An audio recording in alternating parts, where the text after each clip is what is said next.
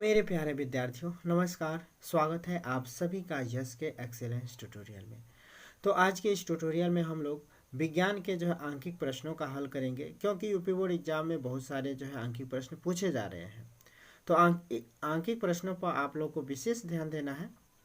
और हम कुछ इस वीडियो में महत्वपूर्ण जो है, सबसे महत्वपूर्ण, सबसे इम्पोर्टेंट जो है आंकिक प्रश्नों को जो है समझाएंगे और सवाल को हल करेंगे। यह जो है यूपी बोर्ड एग्जाम में 100% आने वाला है। नहीं विश्वास है तो आप लोग परीक्षा दे के आके देख लीजिएगा, ठीक है, कि यह सवाल आया है कि नहीं आया है। तो चलिए इसको जो हम लोग करते हैं, ज़्यादा समय नहीं है। तो यहाँ पे हम लोग लिखेंगे हल, और हल में जो है जो भी सवाल दिया गया है इसमें क्या क्या है वो जो है हम लोग नोट कर लेते हैं। तो कह रहा है कि एक ऑटोमोबाइल में पीछे का दृश्य देखने के उपयोग होने वाले उत्तल दर्पण की वक्रता त्रिज्या। सबसे पहले जो है हम लोग देखते हैं कि उत्तल दर्पण है, तो यहाँ पे लिख लेते हैं उत्तल दर्पण। उत्तल दर्पण है तो देखिए, उत्तल दर्पण का जो है फोकस जो है क्या होता है, हमेशा जो है उत्तल दर्पण का याद रखिएगा कि उत्तल दर्पण का जो है फोकस आपका जो है धनात्मक होता है, ठीक है ना। उत्तल दर्पण का फोकस धनात्मक होता है। तो इसमें जो है हम लोग को उत्तल दर्पण दिया गया है, और क्या दिया गया है, वक्रता त्रिज्या जो है 3 मीटर है। तो इसमें हम लोग को वक्रता त्रिज्या यानी कि आर का मान दिया गया है 3 मीटर, ठीक है। वक्रता त्रिज्या आर का मान दिया गया है 3 मीटर। और देखिए उत्तल दर्पण का वक्रता त्रिज्या भी जो है, देखिए यही न है आपका उत्तल दर्पण। तो उत्तल दर्पण का ये जो है चमकदार जो तल होता है बाहर की तरफ होता है, और वक्रता जो है अंदर की तरफ होता है। तो इधर जो भी चिन्ह प्रपाटी आप लोग पढ़े होंगे, इधर मान लीजिए इसका फोकस, इस दर्पण का फोकस जो इधर बनेगा, तो इसका जो है फोकस जो है क्या होता है, धनात्मक होता है। और इसका जो है फोकस धनात्मक होता है, इसका रेडियस भी जो है क्या होगा, तो धनात्मक होगा। रेडियस भी जो है, इसकी त्रिज्या भी जो है क्या होती है, धनात्मक होती है, ठीक है। इसकी त्रिज्या भी क्या होगी, धनात्मक होगी। और इसके अलावा जो है, अब देखिए इधर जो वस्तु रखा गया है उत्तल दर्पण के सामने वस्तु है, तो सामने है, तो इसका जो है वस्तु का जो दूरी होगा इस दर्पण से, यह जो है क्या होगा, ऋणात्मक होगा, है। तो यानी कि u का मान जो है इसमें ऋणात्मक होगा, ठीक है। और v का मान तो भाई वस्तु के इमेज पर जो है पता चलेगा, ठीक है। तो यहाँ पे हम लोग u जो है कह रहा है कि इस दर्पण से 5 मीटर की दूरी पर स्थित है। यदि एक बस इस दर्पण से 5, मान लीजिए कि ये दूरी आपका 5 मीटर है, तो यह जो है दूरी, चूँकि वस्तु बस है, बस का मतलब वस्तु है, तो वस्तु का जो है दूरी ऋणात्मक होगा। तो यानी कि u बराबर हम लोग माइनस में क्या ले सकते हैं, 5 मीटर ले सकते हैं, ठीक है। u बराबर माइनस में 5 मीटर ले सकते हैं हम लोग, कि दूरी पर स्थित है। तो प्रतिबिंब की स्थिति, प्रतिबिंब की स्थिति का मतलब यानी कि भी हम लोग को बताना है कि अंतिम प्रतिबिंब जो है वस्तु का छाया इमेज कहाँ बनेगा, उसका जो है प्रतिबिंब, उसका फोटो कहाँ बनेगा, ठीक है। दर्पण के पीछे बनेगा कि इस दर्पण के आगे ही बनेगा, ये हम लोग को देखना है, ठीक है।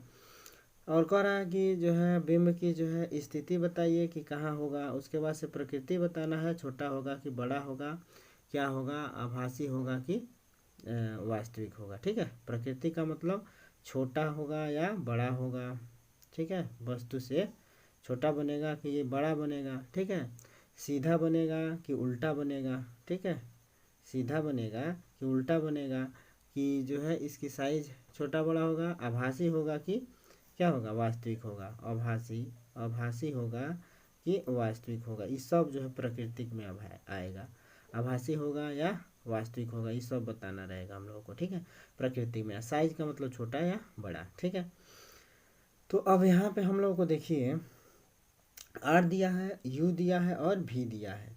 तो हम लोगों को जो है अगर भी नहीं, यू दिया है, आर और यू दिया है, तो हम लोगों को जो है भी ज्ञात करना है। तो भी ज्ञात करने के लिए हम लोगों को जो है एफ चाहिए, क्योंकि जो है हम लोग का दर्पण का सूत्र होता है। दर्पण का सूत्र क्या होता है कि 1/भी प्लस में 1/यू बराबर जो है क्या होता है, 1/एफ होता है, ठीक है।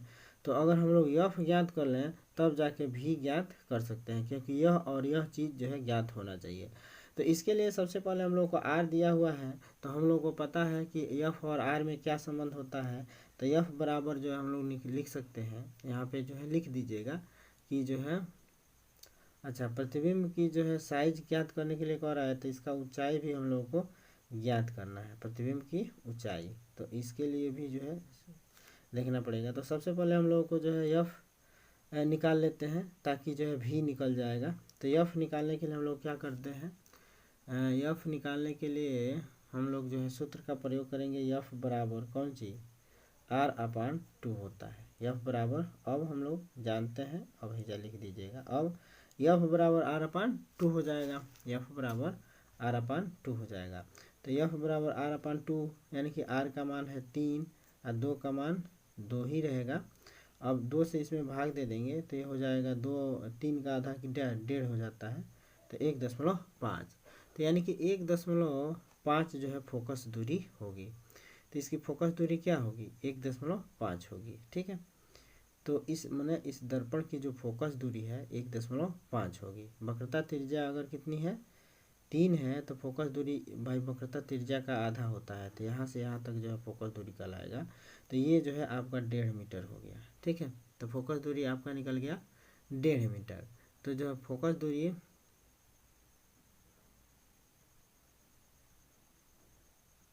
ठीक है, तो फोकस दूरी आपका जो है एफ बराबर यहाँ पे स्पष्ट लिख दीजिए 1.5 मीटर है। ठीक है, अब हम लोगों को जो है दर्पण सूत्र का यूज करना है। तो दर्पण, यह सूत्र होता है दर्पण सूत्र। ठीक है, तो दर्पण सूत्र से अब हम लोग जो है भी का मान याद करेंगे। तो 1/भी को भी रहने दीजिए, अब प्लस में 1/u। तो u का मान -5 रखिए, अब बराबर 1/f। एफ का मान कितना है, तो 1.5 मीटर है ना। तो अब हम लोग इसको सॉल्व करते हैं।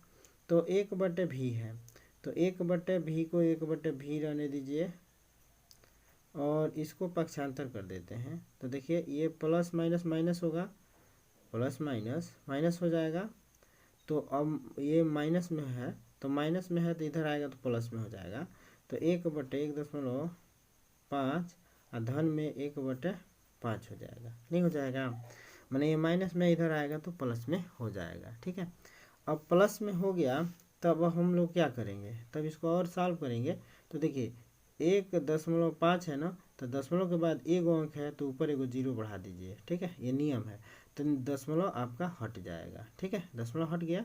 अब प्लस में यहाँ पे देखिए 1/5 हो गया। अब इसका 15 और 5 का लसा अगर हम लोग निकालें तो ये हो जाएगा 15। अब 15 से 15 में भाग देंगे तो एक बेर में जाएगा। तो 1 का अगर 10 में गुणा करें तो ये 10 ही होगा ना, भिन्न का जोड़ ऐसे ही न करते हैं। तो ये 10 हो गया। फिर 5 तिया 15, तो 3 का 1 में गुणा करेंगे तो क्या हो जाएगा, ये 3 होगा। ठीक है, तो ये हो जाएगा आपका 13/15, 13/15। ठीक है, तो अब 13/15, तो 13/15 को हम लोग लिख सकते हैं 1/भी बराबर 13/15। ठीक है, यही ना हो रहा है। अब 1/भी बराबर 13/15 को हम लोग क्या लिख सकते हैं, देखिए भी को जो है चूंकि हम लोग को भी बराबर बताना है, तो भी को या तो क्रॉस गुणा करा दीजिए। ठीक है, भी का जो है 13 में गुणा करा दीजिए, आप 15 का 1 में, या तो इसको भी पलट दीजिए, इसको भी पलट दीजिए। 1/भी है तो पलट देंगे तो खाली भी हो जाएगा, और इसको पलट देंगे तो 15/13 हो जाएगा। ठीक है, मैंने देखिए इसको पलट देंगे और इसको पलट देंगे तो भी मान में कोई फर्क नहीं पड़ेगा, नहीं तो क्रॉस गुणा करा दीजिए। 15 का ना 15 और 13 इंटू भी, तो 13 भी हो जाएगा। फिर लास्ट में जो है क्या होगा, भी बराबर क्या हो जाएगा, 13 नीचे आएगा और 15 ऊपर चला जाएगा। ठीक है, तो सब मिला के 15/13 हो जाएगा। जैसे मर्जी वैसे कर लीजिए, मैंने कहने का मतलब ये है कि 1/भी है बराबर 13/15 है। ठीक है, तो 15 का 1 में गुणा करा दीजिए, 15 हो गया। भी का 13 में गुणा करा दीजिए, 13 भी हो गया। फिर भी बराबर लाना है तो 13 को इधर पक्षांतर करेंगे, तो यहाँ गुणा है तो भाग में होगा, तो 15/13 भाग में हो जाएगा, है बराबर जो है भी हो जाएगा। तो भी बराबर 15/13 हो गया। अब 13 से 15 में भाग दे दीजिए, तो 13 से 15 में भाग देंगे तो भाग दे लीजिए, तो 13 से 15 में भाग दे दीजिएगा, 1.5 आएगा, 1.15 आ रहा है, तो 1.15 आ जाएगा। ठीक है, 1.15 आ जाएगा। तो यही जो है आपका जो है क्या हो जाएगा, भी का मान हो जाएगा। ये धन में आ रहा है, तो धन में आने का मतलब कि जो प्रतिबिंब बनेगा वो दर्पण के पीछे ही कहीं बनेगा। कहाँ बनेगा, तो दर्पण से 1.5 सेंटीमीटर की दूरी पर बनेगा। तो दर्पण से 1.5 सेंटीमीटर की दूरी पर बन रहा है, यानी कि 1.5 सेंटीमीटर 1.15 है। कितना है, 1.15। तो 1.15 का मतलब क्या हुआ, देखिए इसका फोकस दूरी आपका आया है 1.5 यहाँ से यहाँ तक है। तो इसी के बीच में कहीं है, इसके बीच में कहीं आपका जो है वस्तु इमेज बन रहा है। ठीक है, तो इसी के बीच में कहीं ना कहीं बन रहा है, धनात्मक बन रहा है। तो धनात्मक बता रहा है कि यह जो है वस्तु कहाँ, दर्पण के पीछे बन रहा है। ठीक है, और आभासी, देखिए दर्पण के पीछे जो भी प्रतिबिंब बनेगा वह आभासी बनेगा। ठीक है, तो इससे पता चल रहा है कि प्रतिबिंब क्या है, आभासी भी है। ठीक है, तो प्रतिबिंब का जो है प्रकृति क्या बता रहा है कि यह आभासी है और जो है वस्तु दर्पण से पीछे है। और साइज में देखते हैं, तो साइज देखने के लिए हम लोग क्या करते हैं, आवर्धन निकालेंगे इसका। तो आवर्धन बराबर जो है क्या होता है, तो हम लोग जानते हैं कि आवर्धन, अब देखिए हम लोग इसका जो है क्या निकाल दिए, भी निकाल दिए, एक जो हम लोगों ने इसका एफ निकाल दिया। अब निकालना है हम लोगों को आवर्धन। तो आवर्धन बराबर क्या होता है, आवर्धन, तो आवर्धन बराबर क्या होता है, यही सब निकालना रहेगा और ऐसे ही निकालेंगे, यही सब आप लोगों को प्रैक्टिस करना है। तो आवर्धन बराबर क्या होता है, तो एच ये होता है आवर्धन बराबर बिंब की ऊंचाई, यानी कि प्रतिबिंब की ऊंचाई। तो प्रतिबिंब का मतलब एच आई इमेज, अब बट्टे में क्या हो जाता है, एच ओ हो जाता है, ऑब्जेक्ट जो वस्तु होता है। ठीक है, उसकी ऊंचाई, आई माने प्रतिबिंब की ऊंचाई है, आई वस्तु की ऊंचाई है। तो यदि ऊंचाई पता है तो इसका जो है संबंध लगाइए। यदि भी और यू का संबंध पता है, मैंने आपको भी पता है और यू पता है, तो ये वाला सूत्र लगाइए आवर्धन के लिए। तो हम लोग को भी और यू पता चल गया है, तो हम लोग यही सूत्र का यूज करने वाले हैं। तो भी का मान जो है दिया हुआ है 1.15 दिया है, और यू का मान जो है कितना दिया हुआ है, तो यू का मान हम लोग को माइनस में जो है 5 दिया हुआ है, माइनस में 5 दिया हुआ है। यहाँ सूत्र में ऑलरेडी माइनस होता है, सूत्र में ऑलरेडी माइनस होता है। ठीक है, तो इसको अब हम लोग क्या लिख सकते हैं, तो इसको हम लोग लिख सकते हैं माइनस माइनस का ब्रैकेट खोलेंगे तो प्लस में हो जाएगा, और 1.15 अब बट्टे में हो जाएगा आपका 5 हो गया। अब जो है देखिए इस 5 को हटाने की ज़रूरत नहीं है, ऐसे ही काट लीजिए। ठीक है, तो 5 से इसमें भाग दे दीजिए, तो भाग नहीं जाएगा, तो दशमलव लगा के आप 5 दूना 10 कर लेंगे, आप 5 दिया 15 कर लेंगे, तो ये हो जाएगा आपका जो है 0.23। तो आवर्धन हो गया आपका इतना, और ये भी जो है आवर्धन आपका प्लस में आ रहा है। तो प्लस में आवर्धन आने का मतलब कि जो है वस्तु जो है क्या होगा, बिंब से जो है छोटा होगा। ठीक है ना, बिंब से जो है छोटा होगा, और कितना छोटा होगा, तो इतना 0.23 छोटा हो जाएगा। ठीक है, यह जो है माने इस साइज में बिंब से छोटा होगा, प्लस चिन्ह बताता है कि साइज में बिंदु से जो है क्या होगा, छोटा होगा। ठीक है, तो आवर्धन का मान जो है धनात्मक आने का मतलब मैंने इतना गुना छोटा हो जाएगा, 0.23 गुना जो है क्या हो जाएगा, छोटा हो जाएगा वस्तु का साइज। ठीक है, तो यहाँ पे अब हम लोग जो है क्या, जो भी पूछा है वह निकाल दिए। कह रहा है कि वस्तु का प्रतिबिंब कहाँ बनेगा, तो वस्तु का प्रतिबिंब दर्पण के पीछे बनेगा, और दर्पण से 1.15 मीटर की दूरी पर बनेगा। ठीक है, नहीं होगा तो इसको लिख भी दीजिए। ठीक है, यहाँ पे लिख देते हैं, एक मिनट। ठीक है, यहाँ पे लिख देते हैं कि प्रतिबिंब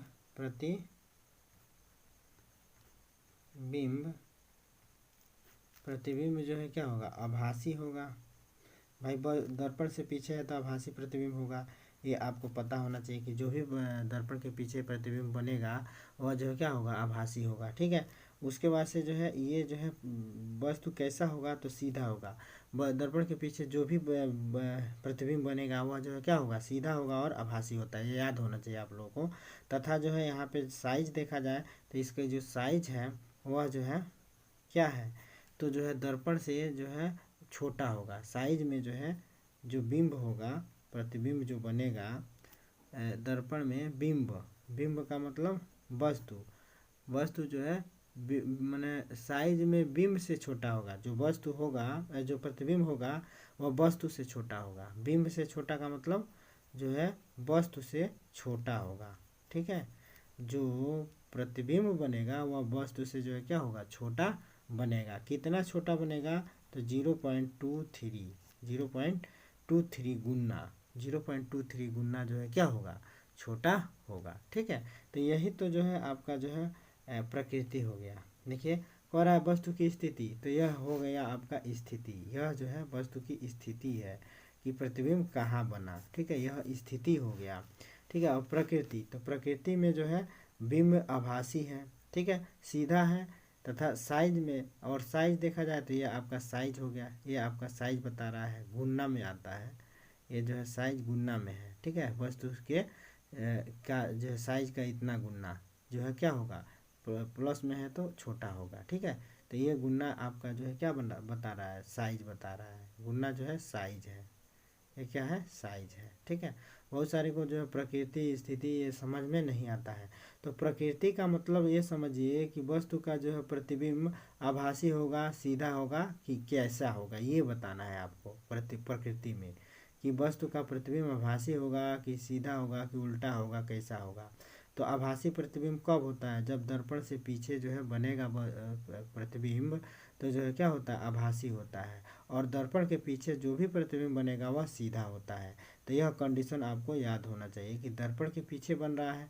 भाई इससे पता चल गया कि वस्तु जो है दर्पण के पीछे जो प्रतिबिंब बनेगा वह दर्पण से पीछे बनेगा। इससे पता चल गया भी निकालने से कि वस्तु जो उसका जो प्रतिबिंब बनेगा वह जो है क्या होगा, पीछे बनेगा। तो पीछे बनेगा तो आभासी प्रतिबिंब होता है और सीधा होता है। वस्तु के पीछे जो भी प्रतिबिंब बनेगा वह आभासी होगा और सीधा होगा, ये याद रखिएगा, तभी जो है आप प्रकृति बता पाएंगे। ठीक है, और बाकी जो है स्थिति पूछा है तो यह स्थिति हो गया, साइज पूछा है तो यह साइज हो गया। आवर्धन निकाल देंगे तो साइज निकल जाएगा। ठीक है, आवर्धन निकाल देंगे तो वस्तु का जो है साइज निकल जाएगा। ठीक है, अब आगे हम लोग अगला सवाल देखते हैं, बहुत ही इंपॉर्टेंट है तो उसको भी देख लीजिए, इस बेस पे जरूर सवाल पूछा जाएगा। अगला सवाल देखिए आप लोग, कह रहा है कि कोई 4 सेंटीमीटर साइज का बिंब किसी 15 सेंटीमीटर फोकस दूरी के अवतल दर्पण से 25 सेंटीमीटर की दूरी पर रखा है। अब देखिए 4 सेंटीमीटर साइज का जो है कोई बिंब है, यानी कि कोई जो है वस्तु है जिसका साइज 4 सेंटीमीटर है, यानी कि वस्तु की ऊंचाई, ऑब्जेक्ट की ऊंचाई दिया हुआ है कितना, 4 सेंटीमीटर। ठीक है, ऑब्जेक्ट का ये जो है ऊंचाई हो गया आपका जो है 4 सेंटीमीटर।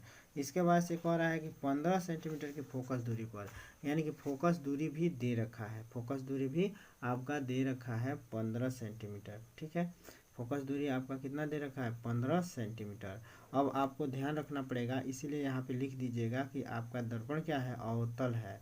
तो अवतल दर्पण की जो फोकस दूरी होती है वह जो है क्या होती है, ऋणात्मक होती है। अवतल दर्पण है तो यह ध्यान में रखना पड़ेगा आप लोगों को कि अवतल दर्पण का जो फोकस दूरी होता है वह जो है क्या होता है, ऋणात्मक होता है। देखिए ये आपका अवतल दर्पण है। अवतल दर्पण कौन सा होगा, जिसका जो है परावर्तक तल जो है क्या होता है, धंसा हुआ होता है, अवतल दर्पण कहलाता है। तो परावर्तक तल जो है धंसा रहेगा, तो रुकिए अभी गलती बना दिए, परावर्तक तल इसका जो है धंसा ऐसे नहीं रहेगा, तो ये जो है परावर्तक तल जो है क्या होता है, धंसा रहेगा। तो कलई जो है पेंट बाहर से रहेगा, तो ये आपका अवतल हो गया। तो अवतल दर्पण का इसका फोकस जो है इधर ही न होगा, तो इसका जो है वक्रता त्रिज्या हो गया, फोकस इधर हो गया। तो देखिए दर्पण के इधर वाले चिन्ह परिपाटी में इधर माइनस होते हैं, इधर जो भी रहेगा माइनस होगा, इधर जो भी रहता है वह धनात्मक होता है। तो अवतल दर्पण में फोकस जो है भाई ये वक्रता त्रिज्या कहलाता है, ये आपका फोकस होगा। तो फोकस जो है इसमें ऋणात्मक हो जाएगा। ठीक है, अब वस्तु जहाँ भाई यू दोनों भी नहीं, यू जो है वस्तु जो रखा जाता है इसकी दूरी हमेशा जो है दोनों में ऋणात्मक होता है, चाहे उत्तल रहे चाहे अवतल रहे, वस्तु को हमेशा इधर रखा जाएगा, तो ये हमेशा ऋणात्मक होगा। ठीक है, तो यहाँ पे देखिए 25 सेंटीमीटर और दर्पण से 25 सेंटीमीटर की दूरी पर रखा जाता है। तो दर्पण से ये 25 सेंटीमीटर की दूरी पर ये वस्तु मान लीजिए रखा गया है।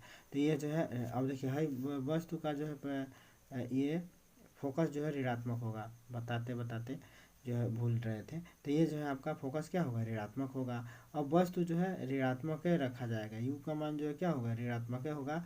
और कितना दूरी पर है, 25 सेंटीमीटर के दूरी पर है।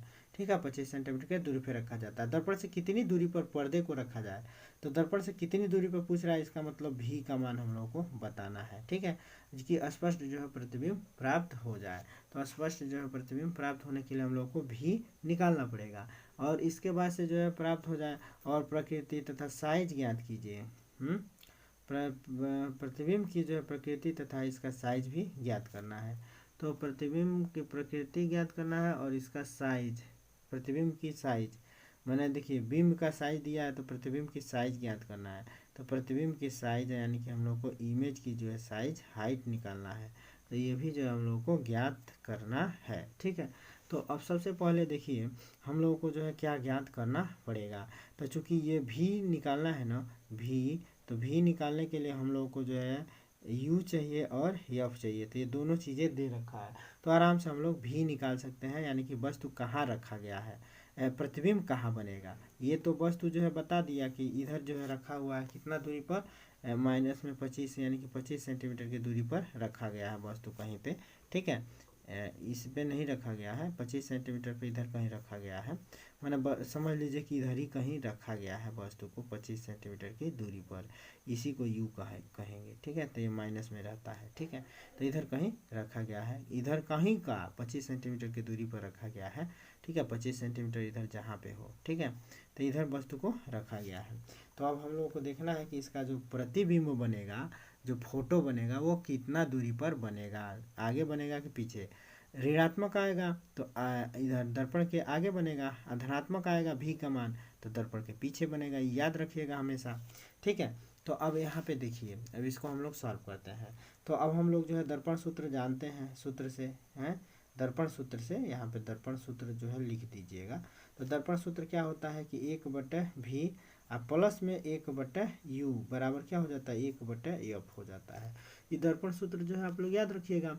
ठीक है, तो दर्पण सूत्र से जो है अब हम लोग अब चूंकि हम लोग को ज्ञात क्या करना है भी, तो चाहे तो हम लोग सूत्र को जो है सॉल्व कर सकते हैं। तो 1/v बराबर हम लोग लिख सकते हैं 1/f माइनस में 1/u। सूत्रवा से पहले ही जो है सूत्रवा को जो है हम लोग पक्षांतर कर लेते हैं, तो ये सवाल कुछ आसान हो जाता है। ठीक है, और नहीं तो डायरेक्ट मान भर दीजिए इसका, तब पक्षांतर कर दीजिए, आप फ्री हैं, जैसे मर्जी वैसे कर सकते हैं।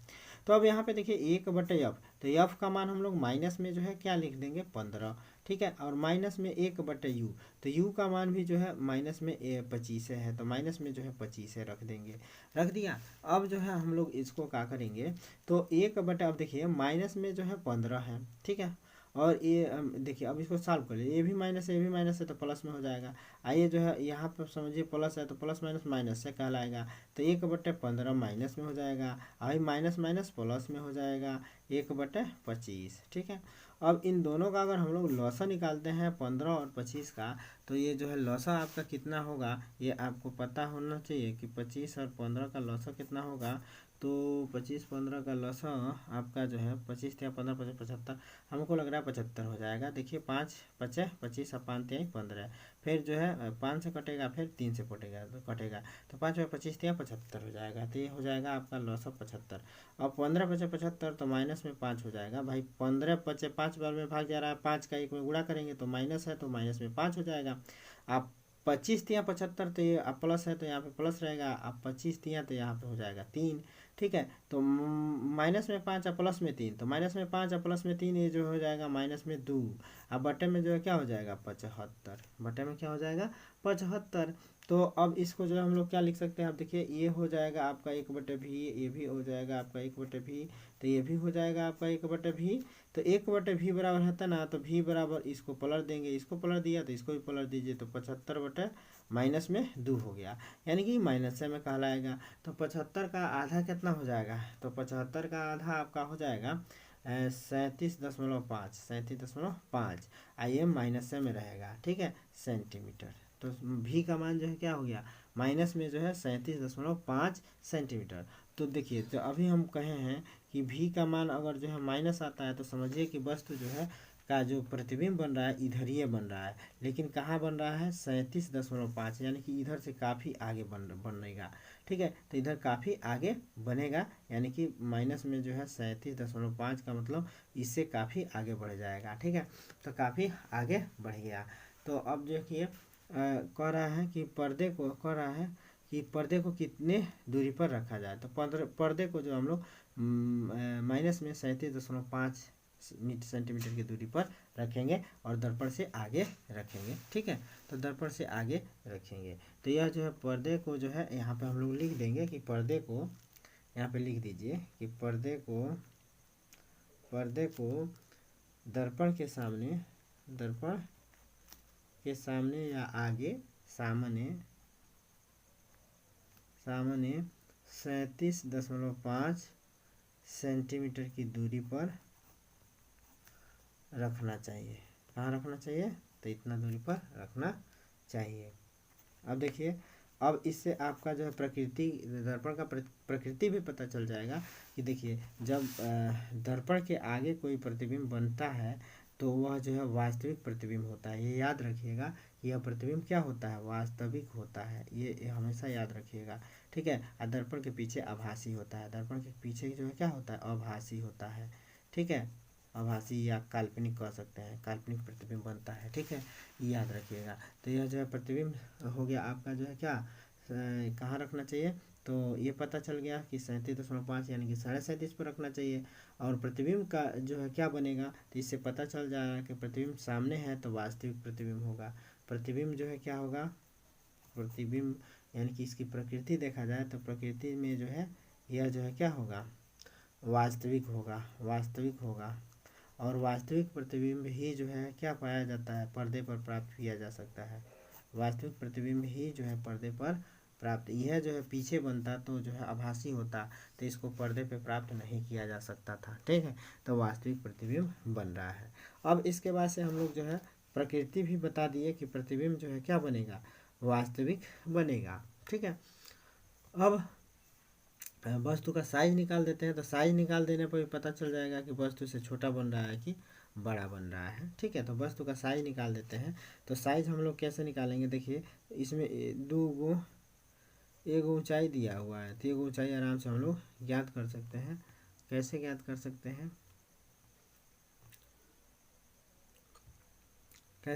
सकते हैं? वस्तु की ऊंचाई ज्ञात करना है तो देखिए आवर्धन के जो है सूत्र होता है m बराबर कौन सी? HI/HO होता है, ऑब्जेक्ट होता है। तो HO अब बराबर क्या होता है? माइनस में V/U होता है। तो इसमें हम लोग को प्रतिबिंब का साइज पता करना है, ऊंचाई पता करना है। तो ऊंचाई के लिए जो है क्या करेंगे हम लोग? इन दोनों सूत्रों में मान भर लेते हैं। तो देखिए यहाँ पे हम लोग को दिया गया है कौन सी इमेज बिंब की, यानी कि वस्तु की ऊंचाई दिया हुआ है हम लोगों को। वस्तु की ऊंचाई दिया हुआ है, पहले ही देखिए ना, वस्तु 4 सेंटीमीटर की जो है ऊंचाई पर है, 4 सेंटीमीटर ऊंचा है। तो 4 सेंटीमीटर यानी कि जो वस्तु है इसकी जो हाइट दे रखा है। ठीक है, तो इसकी हाइट दे रखा है, तो यह इसकी हाइट दे रखा है, तो वस्तु की हाइट दे रखा है, यानी कि ऑब्जेक्ट की हाइट दे रखा है। तो इसको यहाँ पे H1 और बच्चे में जो है इसको क्या HI है, इमेज है, I वस्तु का ऑब्जेक्ट है। तो ऑब्जेक्ट का जो है 4 दिया रखा है। इसमें माइनस में V का मान जो है कितना आ रहा है? माइनस में 37.5। U का मान कितना आ रहा है? तो U का मान दिया हुआ है माइनस में 25। तो माइनस में कितना हो जाएगा? 25। ये सब सूत्र इसी सही से रखेंगे तो माइनस माइनस प्लस हो जाएगा, तो फिर माइनस बच जाएगा। ठीक है, तो HI अब बट्टे में 4 बराबर क्या हो जाएगा? 37.5 अब बट्टे में 25। ठीक है, I जो है माइनस में ले लेंगे। ठीक है, तो माइनस से में रहेगा ये। अब इसको जो है सॉल्व कर दीजिए। अब 4 का इधर गुणा करा दीजिए, नहीं दिख रहा है ना? हाँ, 4 का इधर गुणा करा दीजिए। तो HI बराबर चाहे एस डैश बराबर, तो इसका गुणा करा दीजिए तो माइनस में 37.5 गुणे 4 हो जाएगा। अब बट्टे में यह हो जाएगा 25। ठीक है, 5 से काट दीजिए, 5 सतह 35 और 5 पचे 25, अब 5 पचे 25, ठीक है। 5 से इसको काट दीजिए, 15 पचे 75, 1.5, 15 चौको 60, तो माइनस में 15 चौको 60 और दशमलव के एक अंक बाद लग जाएगा, तो खाली माइनस में जो है क्या हो जाएगा 6। भाई देखिए इससे काट देंगे तो 1.5 हो गया, 15 चौको 60 हो जाएगा, एक अंक पर दशमलव लग जाएगा, तो जो है 0 निकल गया यानी कि 6 हो गया। तो इमेज का जो हाइट बनेगा, इमेज का हाइट, इसको डैश कहिए चाहे आई कहिए, तो इमेज का जो हाइट होगा वह जो है माइनस में 6 सेंटीमीटर होगा, माइनस में 6 सेंटीमीटर होगा, ठीक है। तो यानी कि ये माइनस बताता है कि ये उल्टा होगा, प्रतिबिंब जो है क्या होगा, उल्टा होगा और आवर्धित होगा, माने बड़ा होगा। ये जो है 6 सेंटीमीटर होगा और आवर्धित होगा, मैंने सब मिला के यह -6 बताता है कि जो है प्रतिबिंब क्या होगा, उल्टा होगा। प्रतिबिंब जो है क्या होगा, प्रतिबिंब जो होगा, प्रतिबिंब जो होगा वो क्या होगा, उल्टा होगा। प्रतिबिंब जो होगा उल्टा होगा और आवर्धित होगा, माने बड़ा होगा। आवर्धित का मतलब बड़ा होगा, ठीक है। तो बस प्रतिबिंब उल्टा होगा और आवर्धित होगा, ठीक है। हाइट का मतलब माइनस में है तो इसका मतलब हैंगा उल्टा होगा, समझ रहे हैं। प्रतिबिंब जो है क्या होगा, वस्तु हैंगा होगा, वस्तु ऐसे होगा तो ये जो इमेज बनेगा वो ऐसे बनेगा, उल्टा बनेगा, माइनस बता रहा है, ठीक है। वह धन में आता तो सीधा बनता है, ऐसे ही, ऐसे है तो ऐसे ही बनता, ठीक है। ये याद रखना पड़ेगा आप लोगों को, ठीक है। तो बस यही था आपका प्राकृतिक वगैरह और जो है वस्तु का साइज वगैरह, ठीक है। तो ऐसे जो है हम लोग बता सकते हैं। तो इन दो सूत्रों को जो अगर आप लोग प्रैक्टिस किए रहेंगे, अवतल दर्पण का उत्तल दर्पण का, तो 100% इस पे एगो सवाल पूछेगा, ठीक है। तो इस चैप्टर से आपका बस इतना ही, फिर आगे देखते हैं कौन कौन से जो इम्पोर्टेंट सवाल है। तो इस समय थोड़ा समय का अभाव है और मेमोरी भी फुल हो गया। तो फिर मिलते हैं दोस्तों अगले आगे प्रश्नों के साथ, तब तक के लिए जय हिंद। और पढ़ते रहिए, अच्छा लगे वीडियो तो इसको लाइक शेयर भी कर दीजिएगा। और कितना जो इम्पोर्टेंट है यह जो है परीक्षा देने के बाद ही पता चलेगा आप लोगों को, तो इसको पढ़ते रहिए। तो जय हिंद दोस्तों।